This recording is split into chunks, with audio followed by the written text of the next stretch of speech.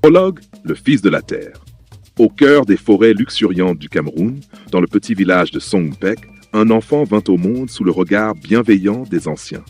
Cet enfant, nommé Ruben Mniobe, semblait être lié dès sa naissance à la nature qui l'entourait.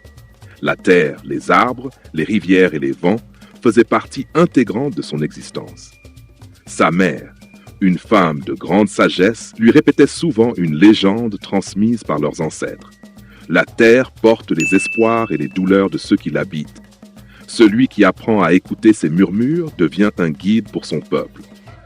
En grandissant, Ruben ressentit cet appel dans chaque battement de son cœur. Il voyait l'injustice que subissait son peuple, privé de ses terres et de sa dignité. Mais plutôt que de se révolter dans l'urgence, il chercha à comprendre, à écouter et à trouver une voie qui honorerait ses racines spirituelles. La voie de la forêt. Adolescent, Ruben passait ses journées à aider sa famille, mais ses nuits étaient consacrées à la contemplation sous un immense iroko. Cet arbre, considéré comme sacré, était pour lui un refuge et un maître silencieux. Une nuit, alors qu'il méditait, il entendit une voix intérieure. « Ruben, ton peuple souffre. Écoute leurs pleurs, ressens leurs espoirs et deviens leur mempodole. » Ce message, qu'il attribua aux esprits des ancêtres, le marqua profondément. À partir de ce moment, Ruben devint obsédé par l'idée de justice. Il se plongea dans les livres pour comprendre le monde, mais il resta ancré dans sa culture, apprenant les chants traditionnels et les récits des anciens. Quand il écoutait les paysans, il entendait plus que leurs paroles. Il percevait leur résilience, leur amour pour la terre et leur aspiration à une vie libre. Il comprit que pour libérer son peuple, il devait non seulement dénoncer l'injustice, mais aussi raviver leur foi en eux-mêmes. Interaction avec les villageois, le mempodole parmi les siens. Lors de ses voyages à travers les villages camerounais, Ruben Mniobe s'imprégnait de l'énergie de son peuple. Chaque rencontre était une leçon, une communion, un échange profond. Ruben avait cette capacité rare d'écouter avec une attention totale, comme si chaque mot, chaque soupir portait en lui la clé d'une vérité plus grande. Quelle écoute comme force! Quand Ruben arrivait dans un village, il ne commençait pas par parler, mais par écouter. Il s'asseyait sous un arbre ou près d'une case, entouré d'hommes, de femmes et d'enfants, et posait des questions simples. Comment allez-vous? Qu'est-ce qui vous inquiète? De quoi rêvez-vous pour vos enfants? Les villageois, au début hésitants, finissaient par s'ouvrir. Ils parlaient des taxes injustes, des terres confisquées, des travaux forcés, mais aussi de leurs espoirs. Ruben écoutait, et quand il répondait, ses paroles étaient comme une rivière apaisante. Vous n'êtes pas seul, vos souffrances sont les miennes, et ensemble, nous trouverons une issue. Les femmes, gardiennes de l'espoir. Ruben avait une profonde admiration pour les femmes, qu'il considérait comme les piliers invisibles de la société. Lorsqu'il visitait un village, il passait du temps avec elles, observant leur travail inlassable, dans les champs et auprès de leur famille. Il disait souvent, « Une nation ne peut être libre si elle oublie ses mères. Elles sont la mémoire vivante et la force de demain. » Il aimait particulièrement écouter les chants traditionnels des femmes, qui parlaient de douleur, de courage et d'espoir. Un jour, après avoir entendu un chant sur la perte et la résilience, il déclara « Ce chant est une prière. Il porte la lumière de vos âmes. Continuez de chanter, car vos voix réveillent le cœur de notre terre. » Les enfants, gardiens du futur. Ruben portait une attention particulière aux enfants. Lorsqu'il voyait un enfant marcher pieds nus ou pleurer de faim, il s'agenouillait à leur niveau et leur disait « Un jour, tu marcheras librement sur cette terre, avec des sandales et un cœur léger. Ce que nous faisons aujourd'hui, nous le faisons pour toi. » Il insistait toujours pour que les villageois investissent dans l'éducation, même dans les conditions les plus difficiles. Pour Ruben, chaque enfant instruit était une graine plantée pour un Cameroun libre. Le message spirituel de Ruben Mniobe, l'homme d'un peuple. Ruben croyait que la lutte pour l'indépendance ne se limitait pas à un combat politique ou économique. Pour lui, il s'agissait avant tout d'une renaissance spirituelle. Il disait souvent « Nous ne pourrons être libres que si nous retrouvons notre âme. Notre force vient de nos racines. » Il voyait la colonisation comme une tentative de déracinement spirituel, visant à effacer l'identité et la dignité de son peuple. Mais il croyait fermement que l'âme camerounaise, connectée à la terre, aux traditions et aux ancêtres, ne pouvait être détruite. La terre, une mère sacrée. Ruben avait une relation presque mystique avec la nature. Il enseignait à ses compagnons que la terre n'était pas une ressource à exploiter, mais une mère à honorer. Chaque arbre que nous abattons, chaque ruisseau que nous polluons, nous le faisons contre nous-mêmes. Protéger la terre, c'est protéger notre âme. Pour lui, la terre était également un refuge spirituel. Lorsqu'il se sentait accablé par les épreuves, il méditait sous les arbres ou au bord des rivières, se reconnectant à l'énergie du monde naturel. Cherche l'amour comme arme. Malgré les injustices qu'il voyait quotidiennement, Ruben ne prêchait jamais la haine. Il répétait souvent, « Si nous combattons avec haine, nous deviendrons comme ceux qui nous oppriment. Notre arme doit être l'amour, l'amour de notre terre, de notre peuple et même de nos oppresseurs, car ils sont aussi des êtres égarés. » Ce message spirituel, basé sur la compassion et la résilience, inspirait profondément ceux qui l'entendaient. Beaucoup de ses compagnons de lutte, qui au départ rêvaient de vengeance, trouvaient dans ses paroles un chemin vers une révolte plus noble et plus constructive. Enfin, Ruben croyait en l'unité comme fondement de la liberté. Il rejetait les divisions tribales, religieuses ou sociales, voyant en elles des obstacles à l'indépendance. Un peuple divisé est une maison qui s'écroule. Si nous voulons être libres, nous devons d'abord nous voir comme une seule famille. Un dernier message. Peu avant sa mort, Ruben laissa un message qui résonne encore aujourd'hui. La liberté ne se donne pas, elle se mérite, mais elle commence dans le cœur de chacun. Tant que nous croyons en nous-mêmes, tant que nous honorons nos ancêtres et notre terre, personne ne pourra nous réduire en esclavage. Cette dimension spirituelle et son interaction intime avec le peuple font d'Umniobé non seulement un leader politique, mais aussi un guide spirituel intemporel. Le premier appel à l'ONU, un discours pour l'éternité. En 1952, Ruben Umniobé, représentant l'Union des populations du Cameroun, UPC, se tint devant les Nations Unies à New York. Ce moment était historique. C'était la première fois que la voix d'un Camerounais, porteur des aspirations d'un peuple opprimé, s'élevait dans une enceinte internationale. Avant de partir, Ruben avait passé des semaines à consulter les anciens, les paysans et les chefs locaux. Il voulait que ces mots soient le reflet de leur vérité. Il répétait souvent, « Mon discours ne sera pas le mien. Il sera celui des champs, des rivières, des montagnes et de tous ceux qui n'ont jamais été entendus. » Son discours, rédigé avec soin et gravité, débuta ainsi. « Monsieur le Président, Messieurs les délégués, je vous parle au nom d'un peuple dont les cris sont étouffés depuis trop longtemps. Nous demandons non pas votre pitié, mais votre compréhension. Le Cameroun est une terre ancienne, riche de traditions et de sagesse. Pourtant, ses fils et filles sont aujourd'hui privés de leur dignité. » Ruben dénonça les conditions inhumaines imposées par le régime colonial. Les terres volées, les violences, l'interdiction des langues locales. Mais il le fit avec une dignité qui força l'admiration. Il insista sur le fait que le combat de son peuple n'était pas une révolte aveugle, mais une quête de justice enracinée dans l'amour de leur terre et de leur culture. Une phrase marqua particulièrement les esprits. « Nous ne cherchons pas à diviser, mais à guérir. Le Cameroun appartient à ses habitants, comme une mère appartient à ses enfants. » Ce discours, bien qu'applaudi par certains délégués, provoqua la colère des puissances coloniales.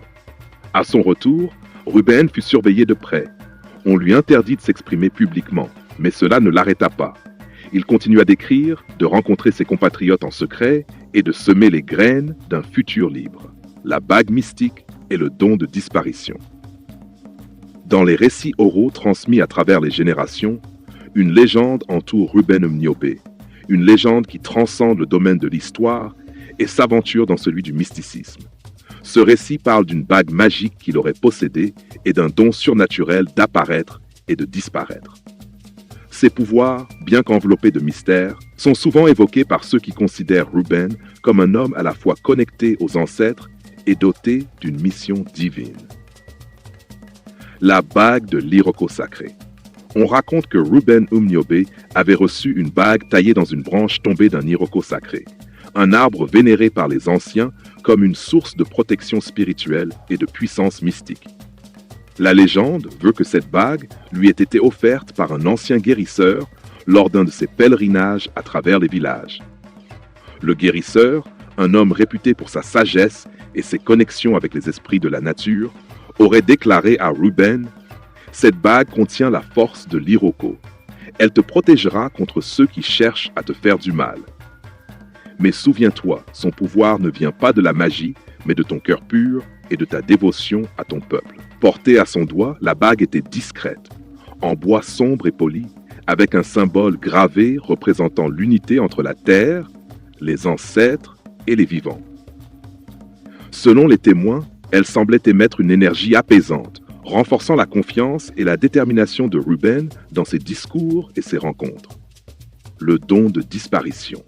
Le don d'apparaître et de disparaître est un élément central des récits mystiques entourant Ruben. Les anciens disent qu'à plusieurs reprises, alors qu'il était poursuivi par les autorités coloniales, il aurait mystérieusement échappé à leur piège. Ces disparitions, bien que souvent expliquées par son intelligence stratégique et sa connaissance intime des forêts, sont entourées d'un halo de mystère. Un épisode marquant.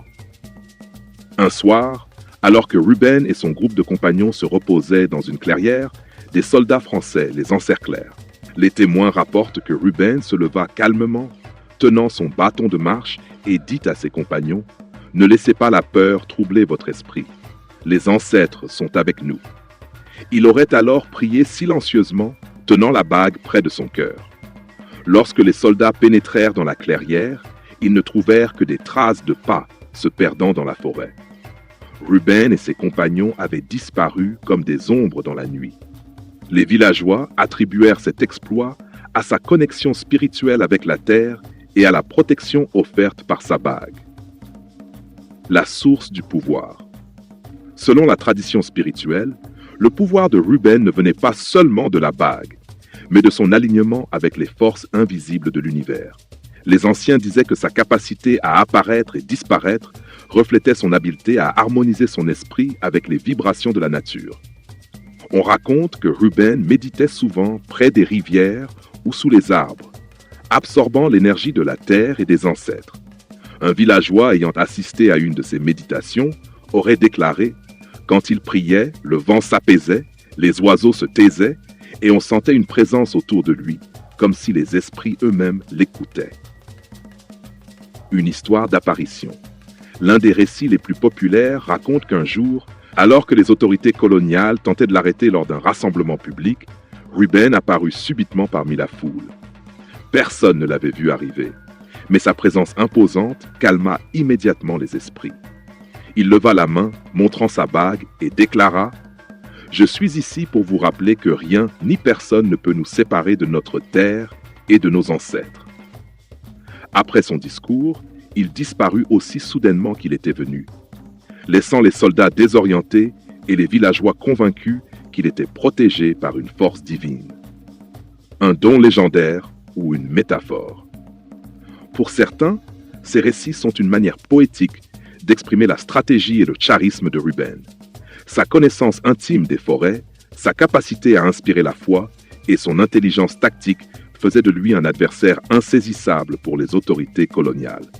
Pour d'autres, ces histoires sont une preuve que Ruben Umniobe n'était pas seulement un homme politique, mais un être connecté à une mission spirituelle supérieure. Sa bague, son don de disparition et son aura mystique sont vus comme des manifestations de son rôle divin en tant que guide et protecteur du peuple camerounais. L'héritage de la bague et du don. Après sa mort, la bague de Ruben disparut. Certains disent qu'elle fut enterrée avec lui, tandis que d'autres croient qu'elle est cachée quelque part dans les forêts où il aimait méditer. Elle reste un symbole puissant pour les Camerounais, représentant la lutte pour la justice, la force spirituelle et l'unité. Quant à son don d'apparaître et de disparaître, il vit à travers les récits, rappelant que même face à l'oppression, l'esprit humain peut transcender les limites du tangible. Une figure mythique et réelle. Ruben Umniobe incarne à la fois la réalité d'un leader déterminé et la légende d'un être profondément connecté au divin.